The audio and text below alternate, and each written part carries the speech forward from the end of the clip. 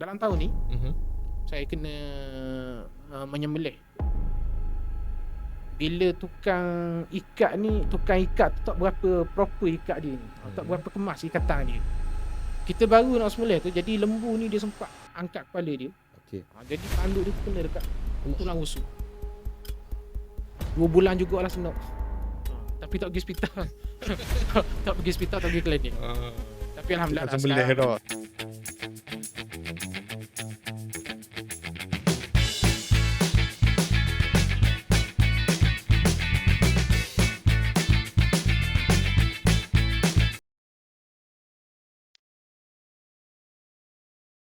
Setiap figura ada kisahnya, setiap kisah ada nilainya.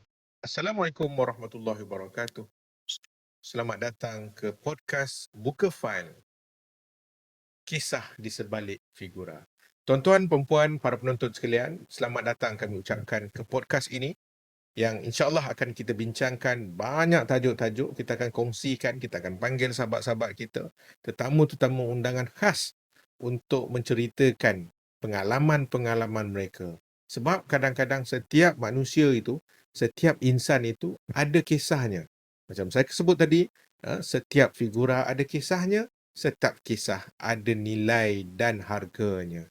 Jadi pada malam ini, pada hari ini, kami bawakan khas kepada para penonton semua seorang insan yang cukup berharga, cukup berpengalaman dalam bidangnya. Dan kita perkenalkan pada hari ini Ustaz Abdul Rahman Mut'i bin Saleh. Betul Ustaz Muti'i. Mut'i. Mut'i bin Saleh. Assalamualaikum Ustaz. Assalamualaikum. Selamat datang ke podcast Buka File. Okey Ustaz. Pertama nama tadi tu kan. Ya. Nama Ustaz Abdul Rahman Mut'i Ya. bin Saleh. Jarang kita dengar perkataan Mut'i tu. Abdul Rahman tu biasa. Ada cerita sebenarnya Ustaz? Baik. Bismillahirrahmanirrahim. Assalamualaikum warahmatullahi wabarakatuh.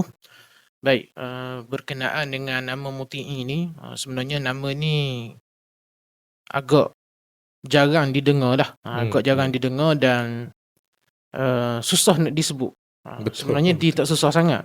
Cumanya kalau orang salah sebut, tu normal. Okey. Ada Termasuklah yang Pak Zam tadi kan? ya betul Pak Zam. Okey. Tapi itu biasa. Ada yang panggil Muti, ada Muti'i, ada macam-macam lah. Muti paling biasa. Okey. Cuma sebenarnya nama ni nama sebenarnya adalah Muti'i. Muti'i ni sebenarnya diambil daripada almarhum Syekh Najib Muti'i. Yang mana almarhum Syekh Najib Muti'i ni salah seorang tokoh Ikhwanul Muslimin, dan beliau ni adalah penyempurna ataupun pelengkap kepada kitab Majmu' Imam Nawawi. Okey. Dan beliau ni sebenarnya kalau tak silap saya baca kisah dia ni adalah cucu kepada almarhum Syekh Muhammad Baqi Al-Muti'i, yang mana Syekh Baqi Al-Muti'i ini merupakan bekas mufti Mesir tahun 1880-an dulu. Dan almarhum ayah saya dulu ni, masa dia belajar di Mesir dulu, dia ni sempat bertemu dengan almarhum Syekh Najib Muti'i ni. Dan masa tu almarhum sedang menyiapkan kitab Majmu' Imam Nawawi ni. Jadi almarhum ayah saya ni dia memang biasa berulang-alik pergi berjumpa dengan Syekh Najib Muti'i ni. Dan sebelum dia balik tu, Syekh Najib Muti'i ni masa tu ada 2 jilid lagi yang tak siap. Okey. Kitab Majmu' ni. Dan kitab Majmu' yang baki 2 jilid tu dikirim pada kawan dia lah. Yang balik lebih lewat daripada dia. Junior dia. Junior dia semasa di Mesir. Jadi kalau adik-beradik saya ni biasanya adalah nama belakang tu. Okey. Contoh macam kalau abang saya Abdullah Lutfi, Ismail Al-Faruqi, Naqiyuddin Afifi. Jadi yang saya ni dapat Muti'i. Jadi asal nama tu ceritanya ambil daripada situlah. Dan sebenarnya dia ada lagi lah cerita-cerita berkenaan dengan Syekh Najib Muti'i ni yang ayah saya ceritakan. Antaranya ialah almarhum ni dia pernah dipenjarakan. Okey. Tapi cerita ajaib dia ni, setiap petang orang nampak dia balik rumah dia. Tapi bila pegawai penjara check, dia ada dalam penjara. Okey. Wah, Tu ada karamah lah kat karamah situ dia lah. lah. Antara karamah dia. Mhm. Yang lain tu saya dah lupa lah. Ada Ah. lagi cerita. Jadi tadi kan macam Ustaz sebut tadi, Mhm. ialah almarhum ayahanda kan. So Mhm. maknanya Ustaz ni dari keluarga ulama lah ni, orang agama lah tau. Kan? Memang No. ialah ayahanda pun mengaji Mesir. Kan? Aha. Ustaz pun sendiri Mesir kan, mengaji Mesir juga tak? Iyalah. Macam tu lah. Jadi jadi tak, orang kata tak salah lah. Kan? Jadi baik Ustaz. Okey, sekarang ni ialah kita tahu yang Ustaz ni antara penyembelih-penyembelih muda lah. Sebenarnya Pok Zang ni kagum dengan Ustaz ni. Ya, anak muda yang kita kata sanggup menyahut cabaran dalam aktiviti menyembelih haiwan ni. Khususnya musim-musim korban kat gini. Yeah. Kan? Jadi tuan-tuan puan-puan sekalian, yang kita bawakan hari ini adalah anak muda yang mahir dalam aktiviti penyembelihan. Kan? Boleh kata begitulah. Dan sebenarnya kalau ikutkan latar belakang, Ustaz mengajar kan? Ya, betul. Ni bukannya profesional ataupun kerja hakikinya menyembelih. Tapi kalau tengok video-video Ustaz Abdul Rahman, all time sembelih tu, zas sekali ya. Jadi baik, macam mana sebenarnya Ustaz boleh minat nak belajar menyembelih dan seterusnya ambil sahut cabaran itu? Baik. Jadi cerita menyembelih ni sebenarnya Pak Zah, kalau cerita pengalaman, kalau mula menyembelih ni sebenarnya taklah lama sangat sebenarnya. Okey. Saya kalau kira mula menyembelih ni lepas arwah ayah saya meninggal. Cumanya kalau turut ikut menyembelih, Okey. pergi menyembelih ni saya tak menyembelih. Cumanya dari masa saya budak-budak dulu, memang saya antara anak yang paling banyak lah rasanya yang ikut arwah ayah saya ni pergi menyembelih. Sebab arwah ayah saya dulu memang dia pun bukan penyembelih. Dia Okey. bukan kerja sebagai penyembelih. Cumanya almarhum terlibat dengan penyembelihan ni sebab dia melihat kepada keperluan tentang hukum hakam sembelihan yang mungkin dulu-dulu orang cuma sekadar menyembelih, mungkin kurang ambil perhatian tentang hukum hakam. Jadi sebab tu dulu dia biasa sebut pada saya lah, jadi ustaz ni kena pandai menyembelih. Bukanlah wajib kena pandai menyembelih, tapi sepatutnya kena pandai. Bagi dia lah, kerana dia berkait dengan soal makan minum, halal haram apa kan? semua hukum dia tu. Jadi almarhum ni memang saya ingat daripada zaman saya budak-budak dulu, setiap kali raya korban, dan dia memang cuma menyembelih pada raya korban lah. Dia jarang menyembelih masa lain, kecuali kalau ada orang panggil Kalau lah. orang nak kenduri Jarang lah, tumbang, tapi lembu, kambing pernah ada. Jadi bila pergi menyembelih ni, sebenarnya adik-beradik yang lain pun ada juga ikut, tapi saya ingat kalau yang paling banyak mungkin saya kot. Sebab saya ikut ataupun biasa dengan arwah ni masa sebelum masuk musim korban lagi. Maknanya bila nak masuk musim korban ni, sebelum raya tu, kita dah tunggu. Kita dah tunggu tengok arwah hasah pisau macam mana. Tapi arwah ayah ni dia tak ada lah orang kata minat gila-gila main pisau macam saya ni, tak ada lah. Dia pisau dia pun tak banyak, cuma ada dalam 2-3 bilah. Tapi yang sebilah yang akhir yang dia ada, itulah yang terbaik pisau dia. So pisau tu Ustaz warisi ke? Pisau tu boleh dekat adik saya. So adik pun penyembelih juga? Sebenarnya adik-beradik saya yang lelaki semua penyembelih. Semua menyembelih. Jadi bila raya korban ni biasanya kami ni dah ada tempat-tempat yang kena pergi menyembelih. Sekarang ni lah bila dah dewasa ni kan. Okey, minat tu dari mana sebenarnya? Minat tu sebenarnya daripada saya tengok arwah ayah saya menyembelih dulu. Sebab kita biasa ikut, dan saya pula bertugas sebagai tukang pegang pisau, dan bila arwah sudah menyembelih, saya lah yang bersihkan pisau tu. Saya bersihkan pisau, saya lap kering-kering masuk dalam sarung. Bila arwah nak menyembelih pula, saya yang ulung balik. Peringkat awal macam tu. Okey. Kemudian bila dah masuk kepada sekolah menengah, saya masih lagi ikut arwah, Mhm. tapi masa tu up sikit tugas. Okey. Masa tu saya kena jadi tukang pegang kepala pula. Kepala haiwan tu. Kepala lembu ni. Okey, okey. Sebab antara masalah penyembelih ni, bila kepala tu rendah, jadi susah. Dan orang ni kadang-kadang orang yang pegang ni, dia dia tak suka nak angkat tinggi.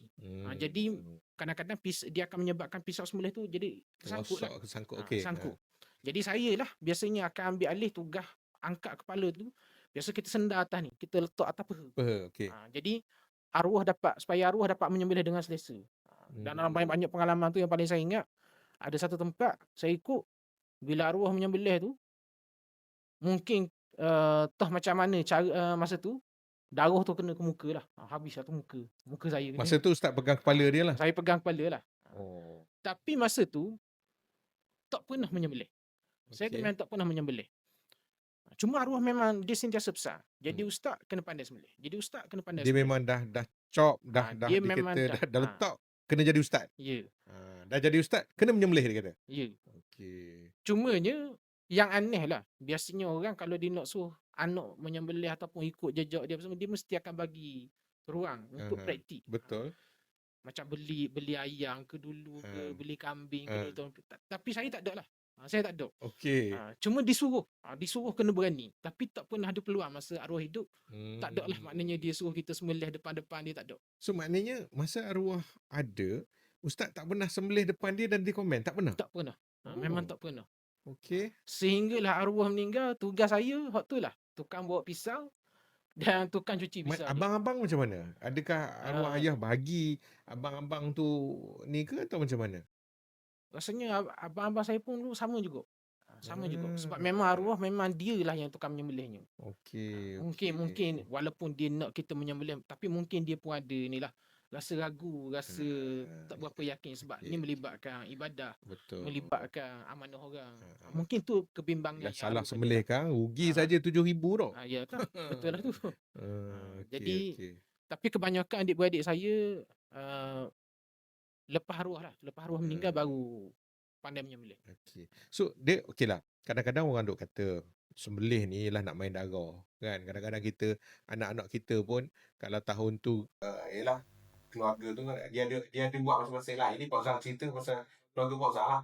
Sebab bila kita ni akan bergilir, tahun ni siapa punya giliran nama untuk masuk bahagian korban. Kan kadang-kadang bila anak-anak kecil-kecil ni kita suruh juga pergi. Sebab memang ada hadis ni kan. Ada cerita, ada arahan dia gitu. Agama yang menuntut kita siapa yang berkorban tahun tu memang kena. Jadi kalau macam kita lah, macam Ustaz kata tadi duk pegang kepala lah, main pisau dia, tak ngeri ke? Cerita pasal ngeri ni rasanya macam tak ada Ustaz. Mungkin sebab kita daripada kecil memang dah tengok. Saya daripada saya ingat umur 4-5 tahun tu memang dah tengok, dah biasa sangat tengok.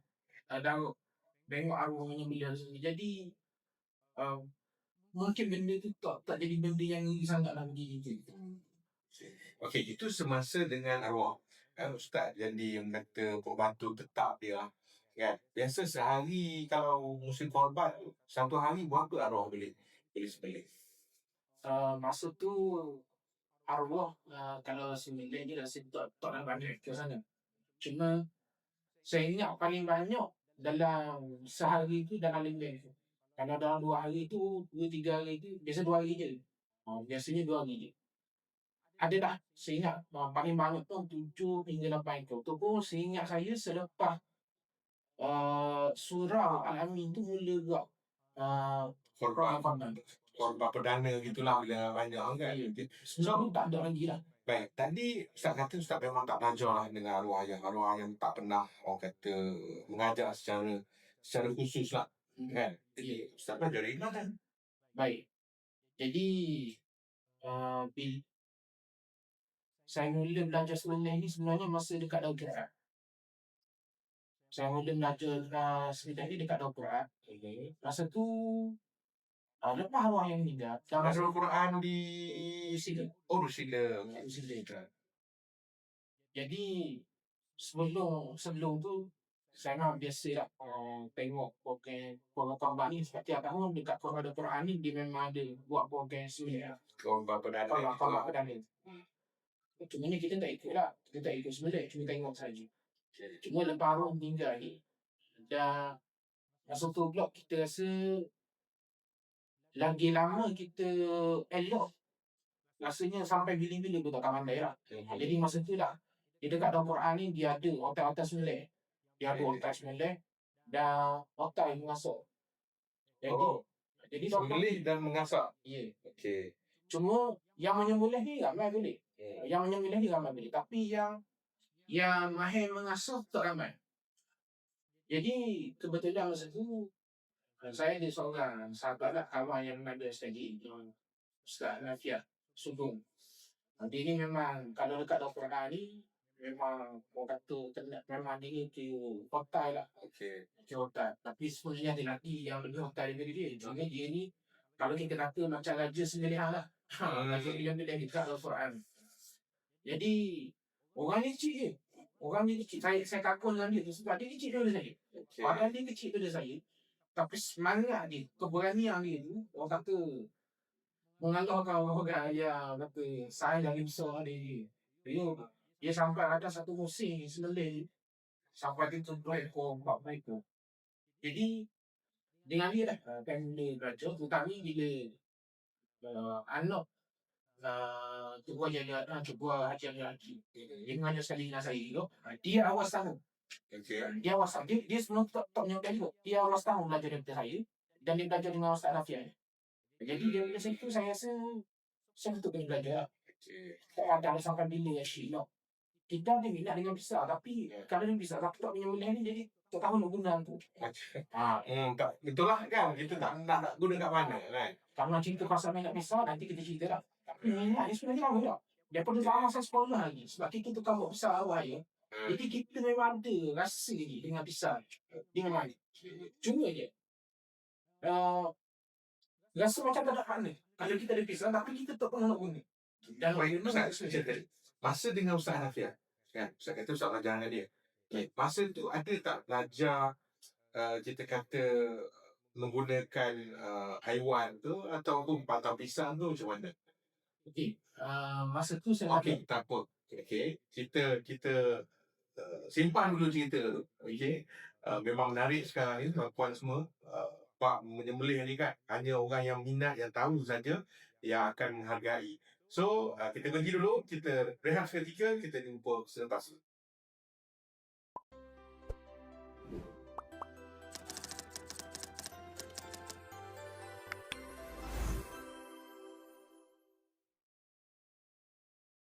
Kembali lagi dalam podcast Buka File bersama kita Ustaz Abdul Rahman Mut'i.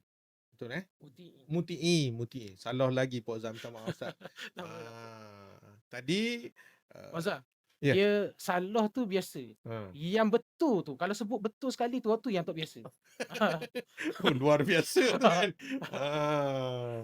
Itulah, minta maaf lah dulu dok. Tak apa. Okey. So, tadi Ustaz, masa belajar dengan Ustaz Nafiah kan, ada tak guna peralatan ataupun satu peralatan, okey, sama ada peralatan tu peralatan sendiri ke, kena asah sendiri, kena buat sendiri, kena beli sendiri ke, ataupun memang ada haiwan yang digunakan dan haiwan apa sebenarnya? Baik. Jadi saya belajar menyembelih dengan Ustaz Nafiah ni sebenarnya tak ada praktikal. Tak ada praktikal saya direct dengan dia ni, tak ada. Okey. Kalau kira masa tahun saya mula menyembelih tu, masa tu saya ikut adik-beradik. Sebab masa tu dah ada adik-beradik saya yang dah boleh menyembelih. Jadi sebenarnya saya belajar daripada mereka lah. Masa mula-mula tu saja. Cumanya kaedah yang paling proper, yang paling baik sebenarnya saya belajar selepas bila kita masuk program perdana menyembelih. Sembelih perdana tu. Sembelih perdana di dalam Quran tu lah. Jadi sebab Ustaz Nafiah ni dia memang ketua penyembelih. Okay. Dia ketua penyembelih. Jadi hari itulah biasanya kita ambil raya yang ketiga. Kalau di dalam Quran ni biasanya kita raya yang ketiga kita akan buat program korban perdana ni. Jadi sebenarnya raya yang pertama dengan raya pertama tu saya menyembelih dengan yang kedua tu tak proper sangat. Cara menyembelih tu tak proper lagi. Cuma baru boleh lah. Kita Okey, baru dapat okey. cara. Tapi bila raya yang ketiga tu saya ingat, tahun yang pertama saya menyembelih tu, masa tu lah Ustaz Hanafiah tegur, ajar, tunjuk macam mana cara. Stand kaki macam mana yang betul, macam mana cara kedudukan badan, kedudukan pinggang. Sebab dia berkait dengan keselamatan kita. Bukan Ya. setakat kita nak putuskan orang kata urat dekat tengkuk haiwan ni. Okey. Tapi sebenarnya dia berkait dengan keselamatan kita masa menyembelih tu. Ada juga kan yang kita tengok viral yang Ya, ada. pisau terpelanting lah, Ada. tergodok orang depan lah kan. Ada banyak Sibuk sangat orang nak sembelih duduk depan buat apa kan. Banyaklah macam tu sebenarnya. Jadi pengalaman saya kalau dengan dia tu sebenarnya masa dekat Darul Quran tu.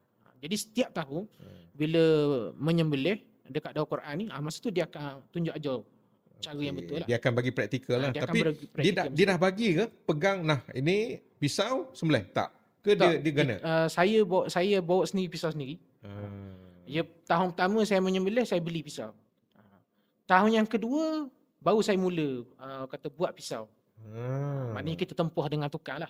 Okay. Jadi ada special kita ada lah special kan. yang kita punya lah. Jadi daripada situlah dia tunjuk cara pegang yang betul, hulu pisau ni macam mana. Cara pegang supaya tak tersangkut dekat kulit lembu. Kemudian cara rendahkan badan, cara tarik tu macam mana. Jadi biasanya dekat Darul Quran lah. Masa program penyembelihan perdana tu lah dia akan ajar saya. Para penonton sekalian, sebenarnya Pak Zan nak spill jugalah. Kan? Kalau tengok kan sebenarnya Pak Zan ni pun adalah juga pengalaman menyembelih. Tapi Pak Zan boleh kata Ustaz Abdul Rahman lah gurunya. Sebab Pak Zan ada ikut satu kursus penyembelihan, ada satu masjid di kawasan Pak Zan lah. Buat kursus, Ustaz Abdul Rahman jadi tenaga pengajar. Dan hari itu kita sembelih ayam. Walaupun pada ketika dulu ni kita tahu juga kan nak sembelih kena putuskan urat-urat tertentu, kena ada syarat dia. Biasa budak-budak dulu plastik burung Ustaz. Plastik burung, pisau sini orang panggil pisau meseng. Pisau meseng. Kan pisau sposen kalau orang luar kan dia panggil pisau sposen tu. Pisau lipat. Mesti ada dalam poket. Asal plastik burung, jatuh burung sembelih. Tak kira burung apa. Silap hari bulan memang putus. Kan? Jadi okey, Ustaz menyembelih tahun bila? Sejak bila tu? Baik. Kalau secara tepat tahun tu 2015. Tahun yang sama arwah ayah meninggal. Jadi tahun yang samalah. Sebelum tu, sebelum daripada saya menyembelih, masa tu semasa arwah ayah tak berapa sihat tu, abang saya yang kata ambil alih tugas menyembelih ni. Jadi bila arwah meninggal tahun 2015 tu, dia meninggal bulan Ramadan. Dan tak lama lepas Ramadan kita masuk raya haji kan. Jadi masa tu lah saya kata mula cari pisau sendirilah. Masa tu beli dekat Pasar Rosila tu. Dekat pasar Rosila tu dia ada hari Jumaat tu. Dia ada Ustaz Alim. Dia Ustaz Alim ni hidup Kuala Libat tapi sekarang ni dengan kata dah pindah duduk di Kuala Lumpur dengan anak dia. Dengan dia lah saya Ini beli. tukang besi lah ni. Dia memang tukang buat pisau tu. Dia tukang buat pisau dengan sarung. Jadi pisau mula-mula tu saya beli dengan dia lah. Jadi tepatnya tahun 2015 lah saya mula menyembelih. Cuma masa tu pisau tu seadanya. Bukan lagi yang kata pisau kegemaran kita yang besi macam mana kita. Janji ada lah. Janji ada. Macam Pak Zan jugalah. Hari tu kebetulan memang kita ada lembu kita nak disembelih tu. Yelah pada bagi orang kita pun nak praktik jugalah benda yang kita belajar. Ya betul. Kan? Beli juga pisau harga 400 kau tu. Tak tahu harga murah tu. 400 kau tu. Rasa murah harga tak. Ada lagi mahal. Buatlah juga. Baik. Pengalaman Ustaz sepanjang lah Ustaz duk sembelih ni, ada tak pengalaman manis dulu? Kalau boleh dikongsikan. Kalau pengalaman manis ni sebenarnya bagi saya lah. Bila kita boleh sembelih ni sekali tarik. Sekali tarik terus putus. Semua urat. Sebenarnya Pak Zan, yang Pak Zan tengok dalam Facebook saya, yang saya post saya sembelih tu, sekali tarik dah putus apa semua. Sebenarnya dalam banyak-banyak kita sembelih tu sebenarnya bukan semua macam tu. Tapi adalah yang kata the best. Yang kita sembelih tu ada yang macam tu. Tapi sebenarnya kebanyakannya kalau saya sembelih biasanya 3 kali. 3 kali tarik. Kita tarik sekali, turun dan tarik sekali lagi. Okey. Biasanya 3 lah. 3 kali kita tarik. Itu teknik yang Teknik. sepatutnya ke atau tak? Sebenarnya nak kata yang sepatutnya susah juga. Sebab setiap penyembelih ni dia ada pandangan dia. Dia ada pandangan dia terhadap cara sembelihan. Cumanya yang ni saya belajar dengan Ustaz Hanafiah, mudir pondok Kemasik, dan dia merupakan salah seorang ahli panel klinik hukum negeri Terengganu. Dan dia ajar cara sembelihan yang sunat ni sebenarnya ialah kita tarik sekali dan sunat untuk kita lalukan sekali lagi. Sama ada Jadi kena ataupun tidak tu. sama ada dah putus ke, kalau dah putus memang kena turun lagi lah. Tapi kalau dah putus pun sunat untuk kita lalukan sekali lagi pisau tu. Cuma untuk nak katakan cara penyembelihan yang terbaik apa semua ni, sebenarnya macam saya katakan tadi, setiap penyembelih ni dia ada pandangan dia masing-masing. Dan kebanyakan tukang sembelihan profesional. Saya sebenarnya ada ramai kawan-kawan yang memang yang profesional lah. Dia memang kerja dia menyembelih. Dan mereka ni dia ada cara asahan mereka sendiri. Cara asahan pisau mereka, dan pisau yang mereka gunakan tu, saya rasa orang macam kita biasa ni tak boleh pakai. Sebab dia, orang kata, cara dia asah tu, kalau kita pakai ni mungkin rosak pisau tu. Tapi orang macam mereka ni, dia kalau dia sembelih, dia sekali tarik tu dah habis putus, dia terus angkat pisau. Jadi kita yang sembelih setahun sekali ni susah nak buat macam tu. Sebab dia akan mari rasa macam putus tak lagi ni, putus tak lagi, dia akan ada benda tu. Ada juga orang keliling-keliling tu kata dak sah sudah kita. Jadi sebab itulah biasanya yang bagi saya, kalau orang biasa macam kita yang sembelih setahun sekali ni, yang proper tu sebenarnya 3 kali ataupun 2 kali lah sekurang-kurangnya. Tapi kalau macam kita memang dah yakin, dah nampak putus habis dah urat tu, tak ada masalah lah. Jadi cuma kalau kata yang manis ni sebenarnya, bila kita dapat tengok kita sekali tarik pisau tu, dan pisau tu pula hasil asahan kita sendiri. Hak tu dia memang ada rasa puas hati lah. Bagi saya. Cuma bagi orang lain mungkin ada pengalaman masing-masing lah. Okey, kalau itu yang manis kan. Yang pahit, apa? Pengalaman apa tu? Cerita macam mana tu? Saya ingat kalau pengalaman pahit ni ada 2 kali kot. 2 kali lah sepanjang menyembelih ni. 2 kali tu. Okey, kita nak tengok apa yang pertama, tahun mula-mula saya sembelih tu. Kebetulan saya sembelih masa tu 4 ekor. 4 ekor. Tahun yang pertama. lembu lah ni. Lembu. Saya mula-mula sembelih tu lembu. Orang lain biasanya orang mula ayam dulu, kemudian pergi kepada kambing, kena lembu, bawa kebab macam tu. Tapi orang kata nak sembelih antara lembu, kambing dengan ayam susah. Ayam susah ni bagi saya mungkin susah tu sebab kita payah nampak urat dia. Mungkin waktu kot yang susah. Kan? Mungkin juga sebab urat dia ada di kiri kanan. Kan? Lembu, kambing ni dibawa di sini saja kan. Jadi tahun yang tadi tu, yang pertama tu. Tahun yang pertama tu saya kena sembelih 4 ekor. Yang 4 ekor tu semuanya garang-garang berlaku. Garang tak ada masalah lagi. Cuma sebenarnya tahun tu dia ada beberapa kali lah. Dalam 4 ekor tu ada 2 ekor yang betul-betul garang. Satu yang dia masa kita nak sembelih tu, dia gelepar tu, jadi kita terjatuh ke belakang. Satu. Tapi yang lebih teruk, hari tu rasanya yang lembu yang keempat. Yang lembu yang keempat ni besar ke lembu tu? Dia tok besar sangat, tapi tok kecil juga. Sedang-sedang tapi agak besar. Tapi terlepas. Saya tak sembelih lagi masa tu. Tapi masa proses nak ikat lembu tu, masa tu lembu tu terlepas. Jadi cuma tali tu sempat lagi lah. Ada lagi lah dekat lembu ni. Jadi bila direbahkan tu, sebab kita yang kena menyembelih, jadi terus tak cakap banyak, terus pergi sembelih je. Maknanya lepas dah kita dah masa tu semua cerita-cerita nak wakil 9% dah selesai lah. Cuma tunggu nak sembelih je. Jadi masa tu sembelih tu memang agak kelang kabut lah masa tu. Cuma sebab kita ada pakar, bukanlah pakar, tapi maknanya adik-beradik kita yang dah biasa sembelih dah ada masa tu. Jadi dia orang lah yang tolong cek kalau masa tu ada yang tak putus. Tapi alhamdulillah selesai. Tu satu. Yang kedua, ada sekali baru-baru ni. Dalam tahun ni, saya kena menyembelih bila tukang ikat tu tak berapa proper ikat dia ni. Tak berapa kemas ikatan dia. Kita baru nak sembelih tu, jadi lembu ni dia sempat angkat kepala dia. Okey.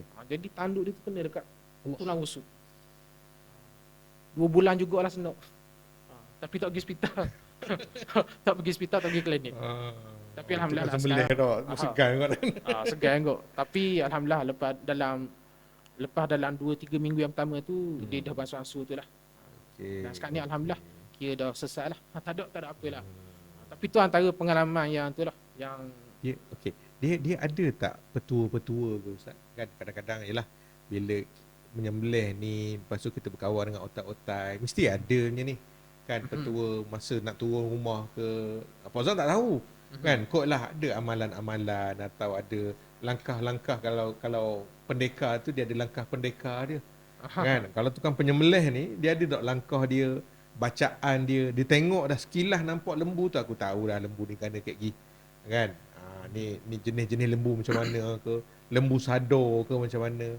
Dia ada tak benda-benda gitu Ustaz? sebenarnya kalau ikut petua sembelihan ni, kalau kita cari dalam kitab-kitab fiqh semua dia tak ada. Okey.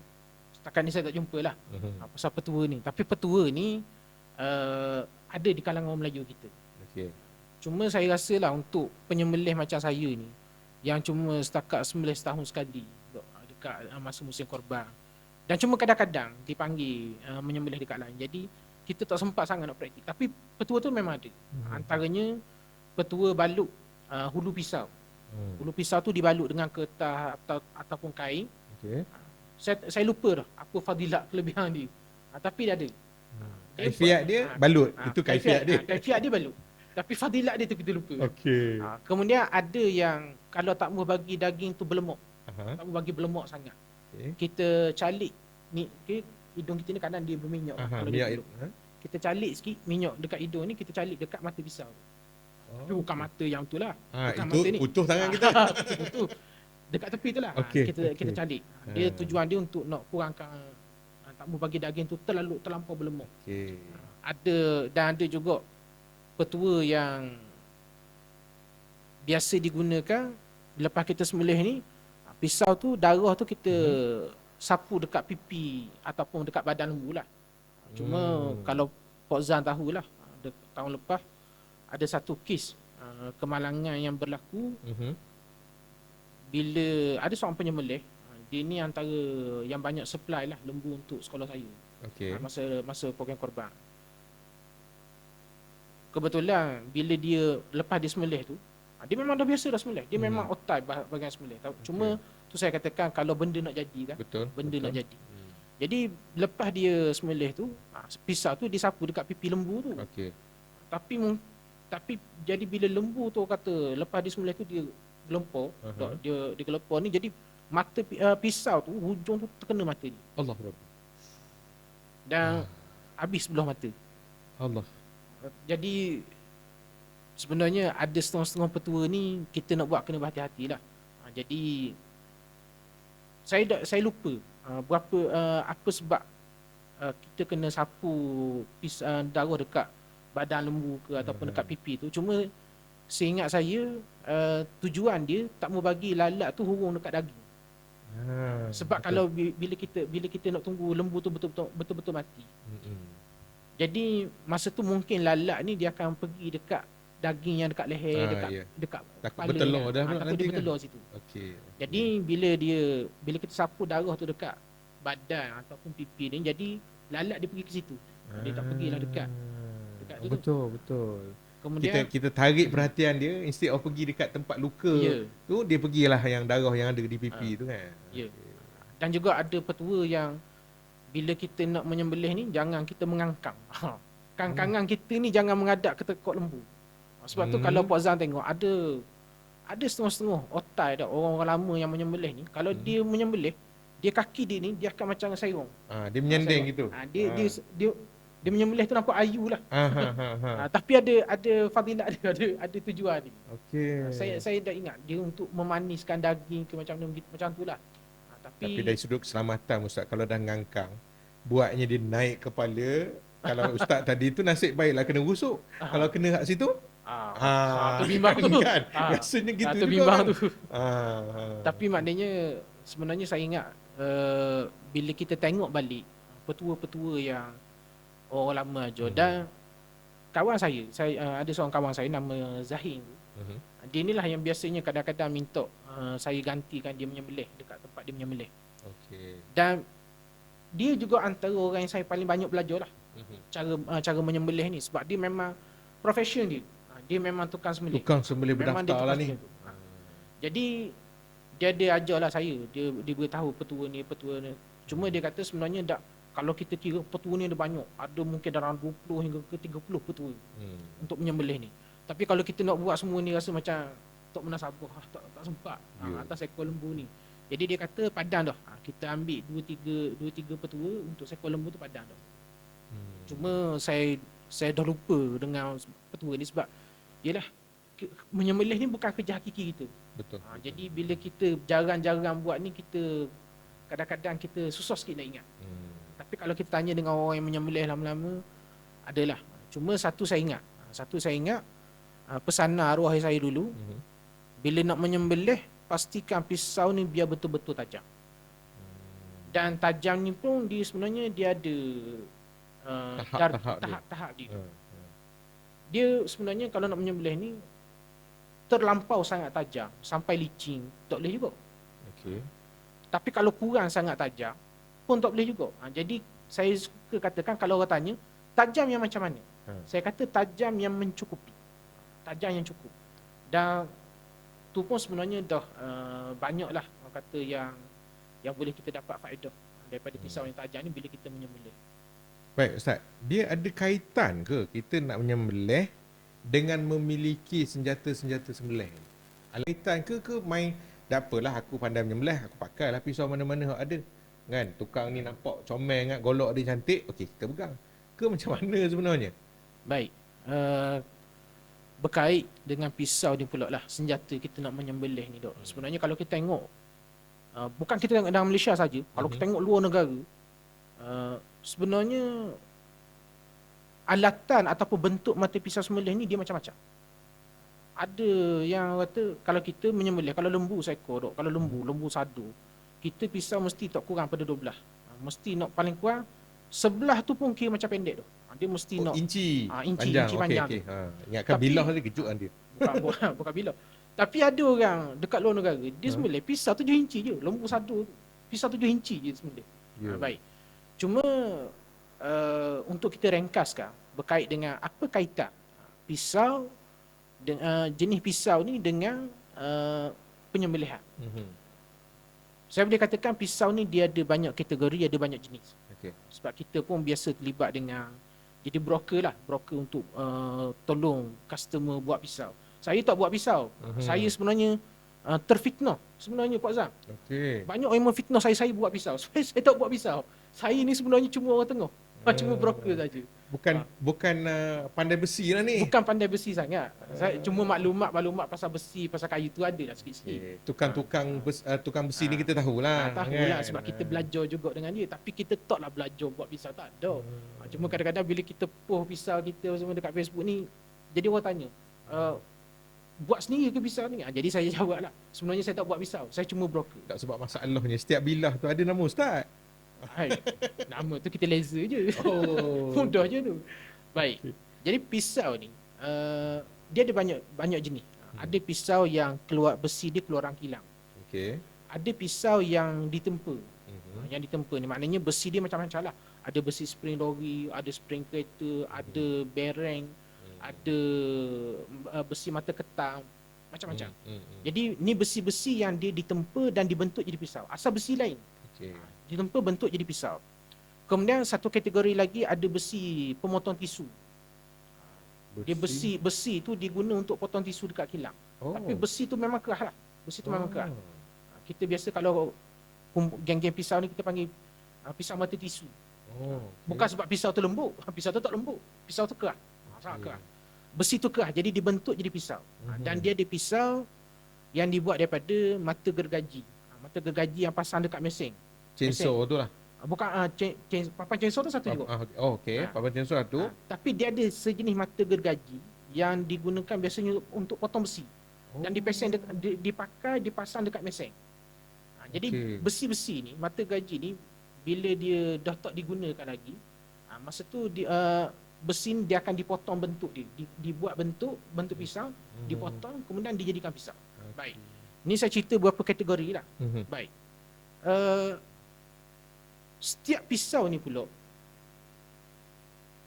dia bergantung kepada sejauh mana rasa selesa pengguna ni. Ada orang diselesa dengan pisau kilang. Okay. Macam Victorinox, Pirge, Giza dan macam-macam Beli lah. siap lah. Ada yang beli siap. Dia selesa dengan yang macam tu. Okey. Tak ada masalah. Kemudian ada orang yang jenis ngam. Masa Terengganu kita panggil ngam. Ada ataupun selesa lah. Ada yang selesa dengan mata Kalau tempur. budak-budak learning dia sebut kacik. Kacik. Gitu bahasa dia. Kita dah masuk usia-usia senja ni tak biasa sangat bahasa. Ada yang pisau yang dibuat tempur dan bagi saya lah, saya lebih kepada pengguna pisau tempur. Bagi saya lebih ngam dengan pisau tempur, lagi serasi. Okey. Serasi dengan pisau tempur. Dan satu lagi pisau mata gergaji lah, yang biasa juga banyak orang guna. Dia sebab yang selesa tu kerana ketahanan dia ke atau kerana mudah kita nak mengasah? Baik. Satu betul macam Pak Zan kata, satu dari sudut ketahanan dia. Okey. Ketahanan tajam. Dia sebenarnya setiap besi ni dia ada perbezaan ketahanan dia. Dan pisau kilang ni pun dia ada beza ketahanan tajam dia. Dia tak setahan macam pisau tempur dengan pisau mata gaji. Cumanya pisau ni mudah nak dijaga dan dia mudah nak dikilir bila kita nak menyembelih. Okay. Itu pisau mesin. Ada pisau kilang. tempur. Pisau kilang. Pisau kilang. Okey. Jadi pisau-pisau tempur ni pula dengan pisau mata gaji ni, dia isu dia karbon dia yang tinggi ni, jadi dia mudah karat. Jadi kadang-kadang benda tu dah tak tahan. Tapi saya kata ginilah, sifat pisau ni dia macam-macam. Ala kuliah dia bergantung kepada sejauh mana kita serasi. Bukan masalah pisau tu molek tak molek. Bagi saya pisau ni molek tak molek, dia ada banyak faktor. Betul. Tetapi faktor yang lebih utama keserasian. Keserasian pengguna penyembelih ni dengan pisau yang digunakan. Ada orang dia serasi dengan pisau mata gaji. Kalau beri mata tempur, beri pisau kilang, dia rasa tak ngam. Bukan pisau tak tajam. Pisau tu tajam. Cuma bila dia menyembelih tu dia macam tak ada feeling. Tak ada feeling. Tak ada zoom, tak ada feeling. Tapi kalau kena dengan pisau mata gaji yang dia minat, yang tu masa dia mari feeling dia. Kalau macam saya pula, pengalaman saya more tu mata tempur lah. Jadi mata tempur ni Mata tempur ni macam-macam lah. Macam-macam lah. Besi, macam-macam besi lah. Dia ada macam-macam besi dan dia ada grade asahan dia. Satu benda yang bagi saya lah, satu benda yang unik kalau pisau tempur ni bagi saya, kita nak cari grade asahan yang sesuai dengan dia. Sebab tu sebenarnya Pak Zan, macam saya beritahu tadi, tak semua sebenarnya asahan sembelihan saya tu sekali tarik. Ada juga yang kadang-kadang dua kali tarik baru putus, 3 kali baru putus. 2 kali tu sebab tak tajam ke ataupun teknik ke, macam mana sebenarnya? Isu dia ialah kadang-kadang biasanya pisau tu pisau yang baru kita dapat, baru siap. Kita belum dapat lagi dia punya kata grip dan sudut asahan yang sebetulnya, yang sesuai. Part mana ketajaman yang paling cantik tu kan? Betul. Okay. Jadi biasanya bila pisau ni saya test dulu. Kalau dia kali pertama kita guna dia dah okey, kita akan kekalkan jarak asahan tu. Tapi kalau kali pertama kita guna tak okey, kita cuba betulkan sikit. Kemudian kita sembelih yang kali kedua dan kali ketiga. Kalau masih tak ngam, maknanya pisau ni dia perlu pada grip yang lain. Jadi sebenarnya bila saya jual pisau-pisau saya dekat orang tu, biasanya saya akan bagi video review. Tapi yang tak cantik sembelih tu kita tak tunjuk. Kita tunjuk cantik je lah. Tapi pisau tu yang setelah kita dah tahu cara asahan yang tepat untuk dia. Itulah sebenarnya. Cuma ala kuliah macam saya katakan tadi lah, dia banyak berkait rapat dengan sejauh mana keserasian kita dengan pisau tu. Setiap orang dia ada pisau dia sendirilah. Pak Zam pun masa yang tadi itulah. Lepas tu bila tahun kedua tu katanya pisau mesin lagi sedap sebenarnya, lagi mudah nak maintain kan. Jadi kita pun carilah juga sebab kita ni ialah setahun sekali kan. Jadi kita tak reti nak bezakan. Rasanya sama ialah kita guna teknik yang asas lah kan. Tarik bawah, tarik Untuk bila tengok ustaz punya Facebook tu kan, sampai FB pun dah ban lah kan. Dia tarik zeras macam tu, seorang lah tu. Itu yang kata kita kagum lah tengok kan, macam mana anak muda boleh dapat kemahiran sebegitu. Tak apalah ayam mana tak jadi tu kan, tapi bila kita tengok tu, uish, kan, sekali tu daripada bawah tarik, oh itu kata memang yalah, zaman kita yang kita boleh rujuk pada Facebook kan, dalam zaman-zaman orang tua dulu tu kita tak, yalah, mata kepala kita lah tak ingat dah kan. Jadi tadi ialah kaitan antara pisau dengan penyembelihan kan. Ustaz kata ustaz banyak koleksi apa semua kan. Jadi ialah kesan-kesan ataupun bila kita main dengan besi ni cerita-cerita lah kan. Ada orang kata mistik lah kan, besi yang dah makan darah ni nak darah lah. Ada tak kisah-kisah yang pelik-pelik ustaz? Tiba-tiba dengar malam pisau bergerak ke? Ada tak? Kalau ada, kongsikan. Kalau tak ada tu mungkin tak ada lah tu. Sebenarnya kalau dengan pisau sembelih ni, saya ingat tak ada lagi lah pengalaman mistik. Tak ada lagi pengalaman mistik macam dengar pisau belaga ke apa semua. Cuma kalau boleh lah saya selitkan sedikit. Kadang-kadang ada sebenarnya kefahaman kita tentang senjata ni silap. Mungkin kita tersilap faham. Contoh macam keris. Keris. Dulu bila sebelum kita terlibat dengan senjata ni, tak kira lah, saya pun ada juga keris dalam 2-3 bilah. Sebelum kita faham pasal keris, kita faham pasal pisau sembelih ni apa semua. Jadi macam keris lah, saya jarang dengar pasal pisau sembelih ni, saya jarang dengar. Yang kata kena makan darah apa semua, jarang. Cuma keris ni, terutama bila kita tengok orang perasak keris, ada yang kata beri makan dekat jin untuk nak tambah bisa dia. Kemudian bila ada tarikh-tarikh tertentu, kononnya tarikh tu keramat. Sebenarnya bila sebelum kita ada keris, jadi kita ni macam termakan jugalah dengan benda tu. Tapi bila kita ada keris, kita baca sejarah dia, sebab-sebab dia, baru kita faham sebenarnya benda tu kita menyangka ada kaitan dengan mistik, tapi sebenarnya tak ada kaitan. Sebagai contoh saya beritahu, kenapa ada orang dia cuci keris pada tarikh-tarikh tertentu. Sebab orang dulu-dulu ni dia tak ada mana reminder handset apa semua. Jadi dia letak satu tarikh macam 1 Muharram. Untuk nak mudah ingat. Setahun dah dia tak usik kan. Berapa tahun dah dia tak cuci keris itu. Tu je sebenarnya, tak ada kaitan dengan tarikh-tarikh keramat, tak ada. Itu yang pertama. Yang kedua, bila lepas rendang keris ni kita tak gang dia punya ulu dia. Macam pisau kita kena gang. Keris ni kita tak gang sebab fungsi dia ialah untuk masa nak cuci keris tu. Jadi keris ni kita cuci dengan air, adalah air campuran limau, kelapa, nenah, dia ada air campuran dia tu. Kemudian isu perasak. Isu perasak tu sebab apa? Jadi isu perasak keris ni sebenarnya ada orang kata, saya tak tahulah kalau memang ada yang beri makan jin dengan cara tu, wallahualam. Tapi bila saya rujuk dengan orang yang ada yang simpan keris apa semua, dia kata sebenarnya perasak ni tujuan dia nak keringkan keris. Sebab keris ni dia besi yang berongga. Dia tak macam besi biasa. Besi pisau kita, pisau sembelih pun tak sama. Tak sama.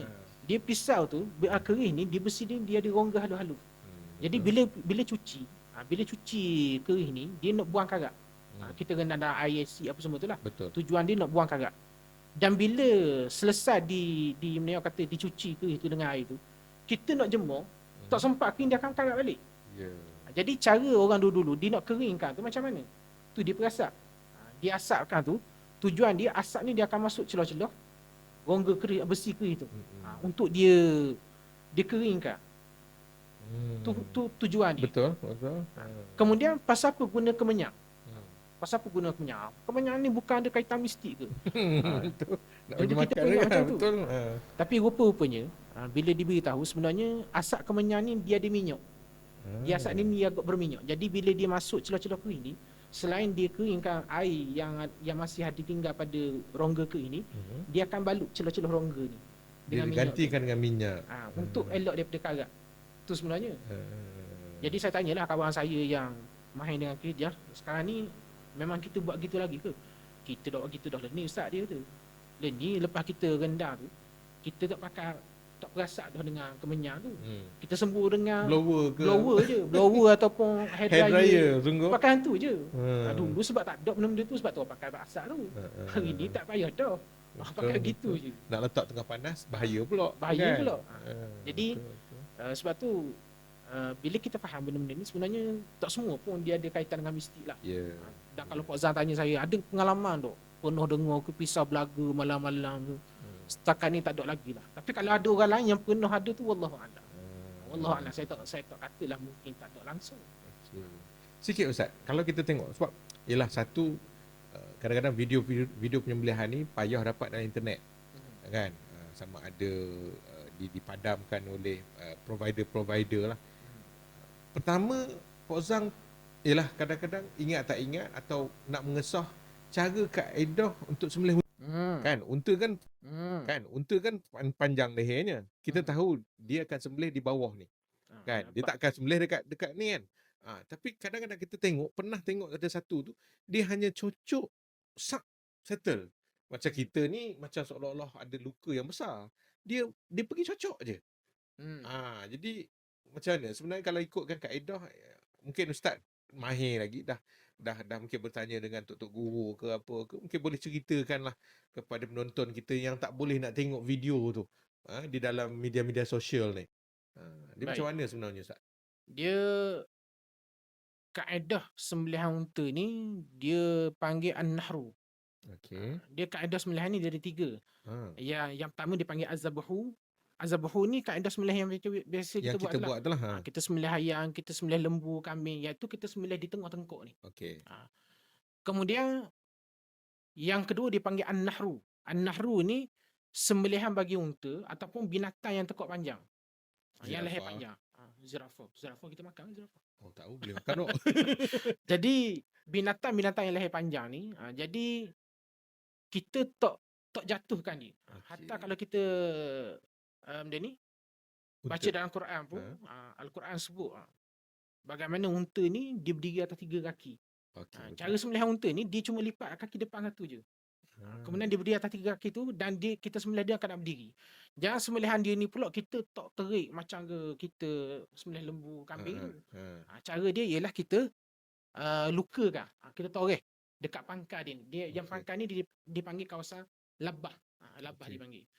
Jadi ada satu kaedah memang dia terik dia ni lah, dia toreh, dicara torehan. Tapi memang ada kaedah. Saya pernah tengok orang Mesir kalau dia sembelih, dia tikam. Dia tikam ni kemudian dia tarik ke bawah. Tarik ke bawah pisau tu. Okey. Jadi sejauh mana nak kata betul ke macam mana, wallahualam lah. Ni saya kata kena tanya kepada yang lebih pakar lah. Itu yang kita mazhab Syafi'i ni kita dok belajar mesti putus urat mereh, kan, halkum dengan urat pernafasan, kan. 3 ni lah yang kena. Tapi kalau kita tengok unta ni, tang mana kita nak putuskan, sedangkan macam itu. Tapi mungkin sebab tadi kaedah yang Ustaz sebut tadi, kan. Itu yang kadang-kadang kita tertanya-tanya macam mana sebenarnya. Tapi bila unta tu masuk ke Malaysia untuk korban, kita belasah macam kita rebahkan dia juga. Kan? Tak ada orang tengah-tengah berdiri cocok kita. Kan? So teknik tu mungkin masih lagi sama sebab kebetulan Pak Zam tak pernah lagi ada pengalaman melihat sendiri penyembelihan unta. Bila nak tengok dalam social media tak ada. Kan? Adalah sipi-sipi tapi kadang-kadang dia separuh. Kan? Dia blurkan ke. Jadi itu yang kita nak tahulah pengalaman tu. Kan? Baik, sikit lagi Ustaz sebelum kita tutup lah. Sekarang ni kita tahu generasi sekarang kan, mungkin dah tak berminat lagi dah. Ada setengah-setengah tu tak ambil tahu pun halal haram. Haiwan ni disembelih ke, tak sembelih ke, main cocok ke, main ketuk kepala je ke, kan. Asal daging, asal ayam makan. Kan? Kalau siapa-siapa yang pergi kat luar negara pun kadang-kadang kita tengok macam tu juga. Dia main cocok je, tak ada kesan sembelihan. Okey. Jadi apa pandangan Ustaz, nasihat Ustaz pada anak-anak muda ni berkenaan dengan penyembelihan ini? Nasihat saya lah untuk anak-anak muda ni, memang hari ni kalau kita tengok bila kita menjurus ataupun menghala kepada akhir zaman ni, Hmm. memang banyak perkara yang berkait dengan halal haram ni orang tak peduli. Betul. Orang kurang peduli. Nak kata tak peduli terus mungkin tak juga. Tapi kurang kepedulian tu memang ada. Ya. Baik, cuma apa yang kita kena ingat ialah ni sebab saya biasa buat kursus sembelihan dan kita juga biasa memberi penerangan. Kenapa syarak dia mengajar kita ni supaya faham dengan hukum hakam sembelihan. Sebab dia berkait rapat dengan isu makan minum. Isu makan minum. Dan setiap benda yang haram bila dia mendarah daging, dia mendarah daging dengan dalam tubuh badan kita, antara kesan yang paling besar ialah dia menyebabkan kita susah terima hidayah. Okey. Ni kesan dia. Betul. Kesan. Jadi setakat ni kalau nak kata anak-anak muda sekarang ni tak peduli langsung, saya susah juga nak cakap sebab kita saya mengakulah saya memang agak kurang bergaul dengan budak-budak muda ni lah. Kadang-kadang banyak bahasa-bahasa di hari ni pun kita tak faham. Apa dia bercakap. Kacik tadi. Kacik lah, pisang lah. Jadi cumanya satu yang kita kena ingat, apapun zaman yang kita ada, di mana pun kita berada, kita orang Islam ni satu umat yang terikat dengan halal haram. Betul. Dan halal haram ni antara benda yang menjadi keistimewaan dan kehebatan orang Islam berbanding dengan umat lain. Jadi kalau kita umat Islam tak peduli dengan halal haram tu, terutama perkara yang berkait dengan makan minum. Betul. Sebab dia berkait dengan masalah penerimaan ibadat kita, yang mana dalam hadis Nabi sendiri sebut tentang seorang yang musafir. Nabi sebut summa zakar rajul yutilu safar ash'asa aghbara yamuddu yadayhi ila sama ya rab wa mat'amuhu haram wa mashrabuhu haram wa malbasuhu haram wa ghuziya bil haram fa anna yustajabu lahu. Hadis ni ada hadis yang ke-10 daripada hadis kitab hadis 40 Imam Nawawi rahimahullahu taala, yang mana dalam hadis ni Nabi sebut hujung hadis ni Nabi sebut tentang seorang yang dia sedang menempuhi permusafiran. Rambut dia kusut masai, tubuh badan dia berdebu. Lalu dia mengangkat tangan dia ke langit dan dia menyebut, wahai Tuhanku, ya Rab, ya Rab. Baik, kenapa Nabi sebut benda ni? Kerana yang pertama, ni antara asbab doa kita ni mustajab. Yang pertama permusafiran. Permusafiran, orang yang bermusafir, doa dia mustajab. Yang kedua, rambut dia kusut masai, tubuh badan dia berdebu. Sebab orang dulu musafir bukan naik kereta, bukan naik bas. Dia terdedah dengan debu apa semua ni menyebabkan tubuh badan dia ni orang kata berdebu lah. Jadi wujud surah kehinaan. Dan orang kata rupa kehinaan pada diri dia. Yang ketiga, yamuddu yadayhi ila sama. Dia mengangkat tangan dia ke langit. Jadi dalam hadis ada Nabi sebut, Allah Ta'ala malu untuk pulangkan doa hamba dia yang mengangkat tangan ke langit dalam keadaan kosong. Maknanya ni 3 perkara yang menyebabkan doa kita mustajab. Tetapi Nabi kata, orang ni wa mat'amuhu haram, makanan dia makanan yang haram. Minuman dia minuman yang haram. Pakaian dia daripada yang haram. Dan wa ghuziya, diberi makan yang haram. Fa anna yustajabu lahu. Macam mana doa orang nak diterima? Jadi isunya di sini ialah makanan yang haram ni, dia salah satu kesan dia ialah dia menghalang mustajab doa kita.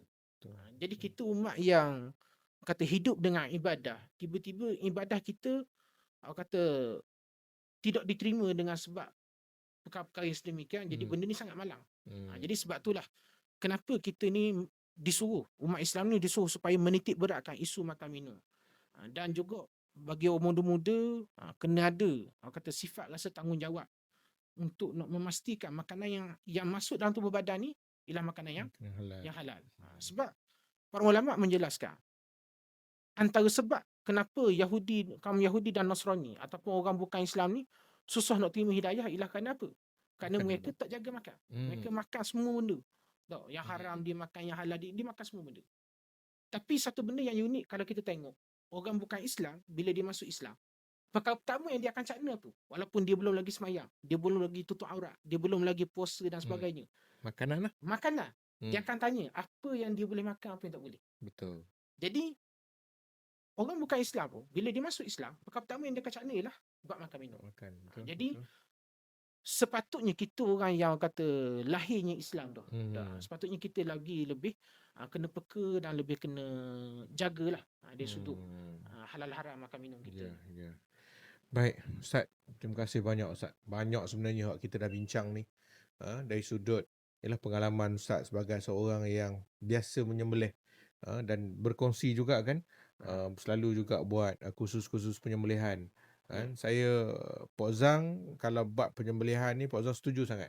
Kadang-kadang ada orang tanya, ada orang komen lah, kenapa perlu diajar pelajar-pelajar sekolah kan dengan menyembelih, nak kena kotorkan tangan, nak kena kadang-kadang baju percik kan darah tu kan. Tapi pada Pok Zang, pertama benda ni melibatkan agama Ya, betul. kan, Betul Pak akidah Zam. kita, ibadah kita. Betul Pak Zam. Jadi tak salah lah kan kalau kita ajar anak-anak muda kita Ya, untuk kenal pasti yang mana halal, yang mana haram kan. betul. Kalau yang halal penyembelihannya begini. Jangan pula nanti dia kata tak apa, janji luka, janji keluar darah. Halal dah, tak boleh. Kan? Jadi sebenarnya para penonton buka file sekalian, banyak sebenarnya yang kita nak bincang kan, tapi itulah masa kan Ustaz. Ya, betul. So kalau kita tengok banyak sebenarnya.